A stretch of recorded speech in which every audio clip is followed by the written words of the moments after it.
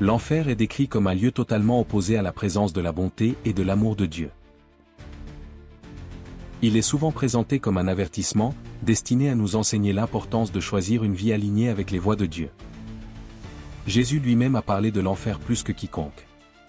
Il l'a décrit comme un lieu de pleurs et de grincement de dents, où le feu ne s'éteint jamais. C'est un endroit destiné au diable et à ses anges, mais aussi à ceux qui se détournent de Dieu et choisissent de ne pas suivre le chemin de l'amour et de la justice. L'un des noms que Jésus utilise pour désigner l'enfer est Géhenne. Il s'agissait en réalité d'un lieu bien réel, à l'extérieur de Jérusalem, où l'on brûlait les ordures.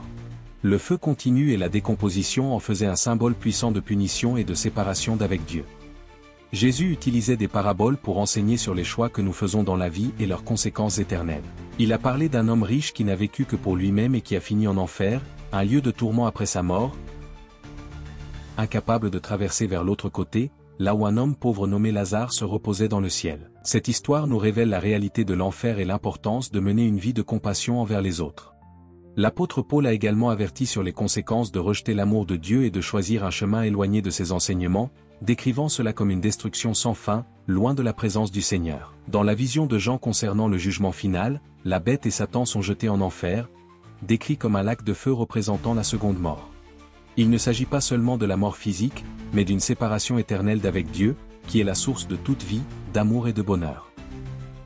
Dieu ne veut que personne ne choisisse un chemin qui mène à l'enfer. Il veut que tous parviennent à la repentance, ce qui ouvre les portes du ciel, à un lieu de joie éternelle, de paix, et de la présence de Dieu.